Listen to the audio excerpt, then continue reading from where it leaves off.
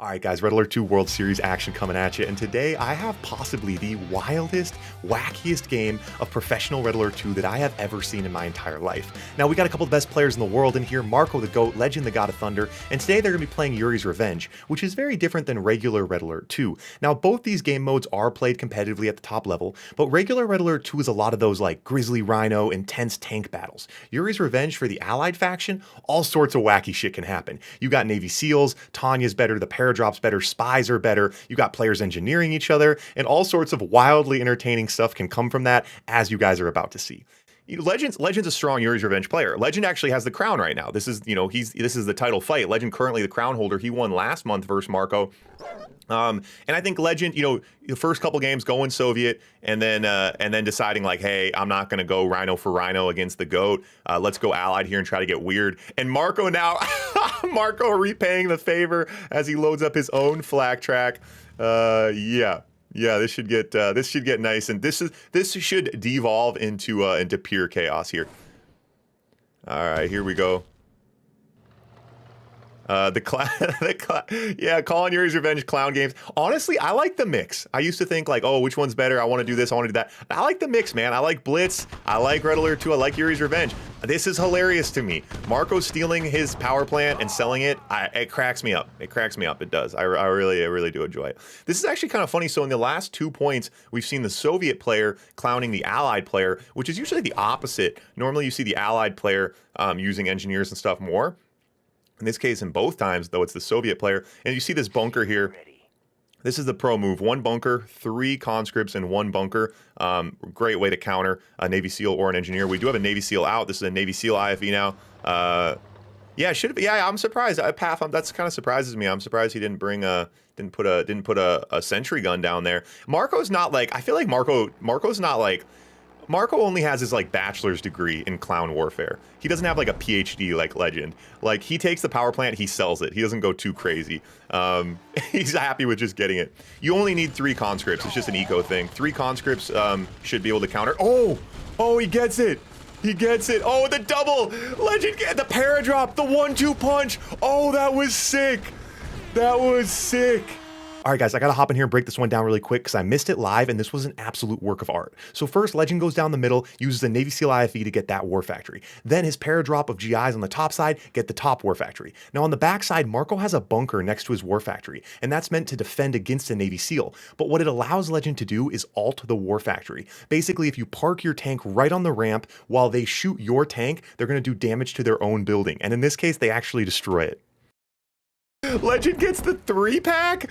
Oh my god, I love that. And the Navy SEAL timed with the paradrop. That's what's all about the top level, not just doing the things right, but timing them. The paradrop, the Navy SEAL, the Grizzlies love that.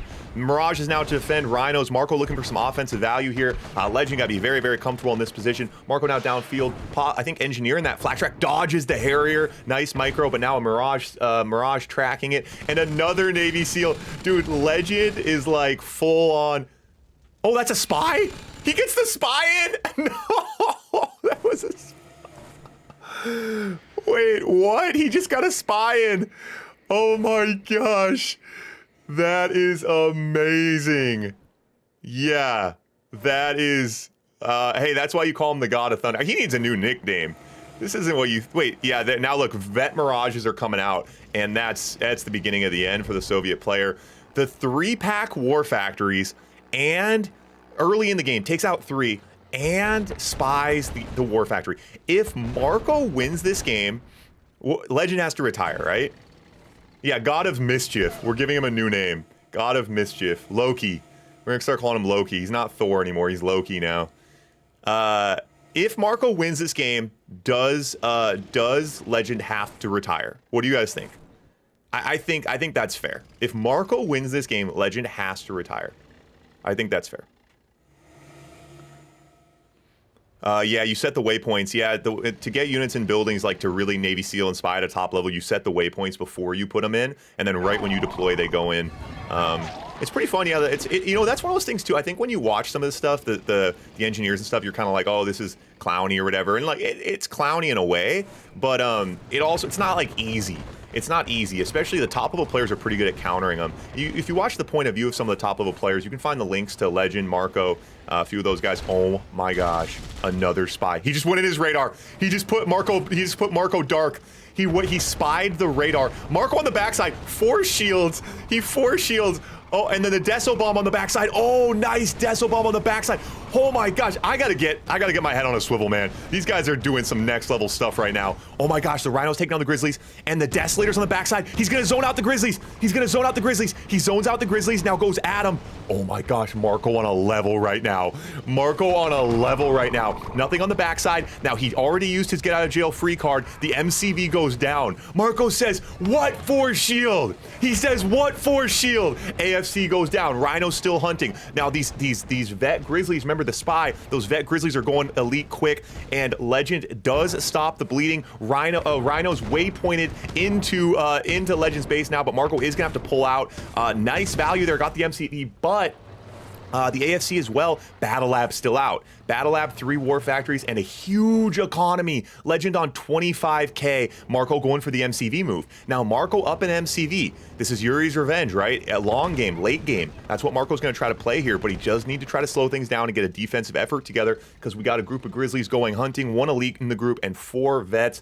Vet Grizzlies are scary, man, because they go elite very, very fast. That attack from Marko with those backside Desos was just absolutely Picasso level. Oh my gosh! The Tanya gets the MCV!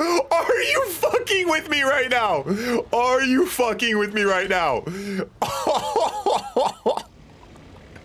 I couldn't have staged this. I couldn't have staged this. If me and Marko and Lgnd were in the room, the writing room, putting together a script to fake this game, we couldn't have done this. I'd be like, this is too ridiculous. You can't do this. No one will ever believe this actually happened. The Tanya IFV takes the MCV.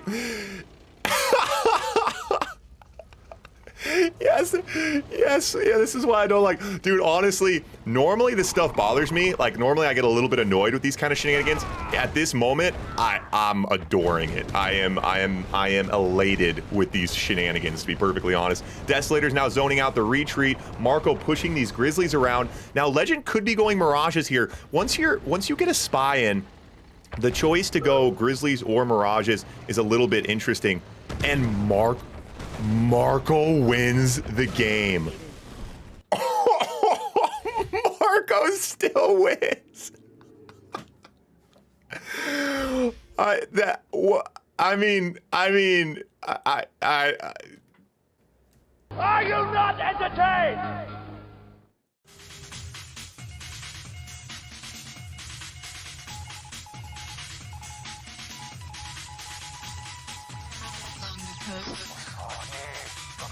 Ciągnie was sąd.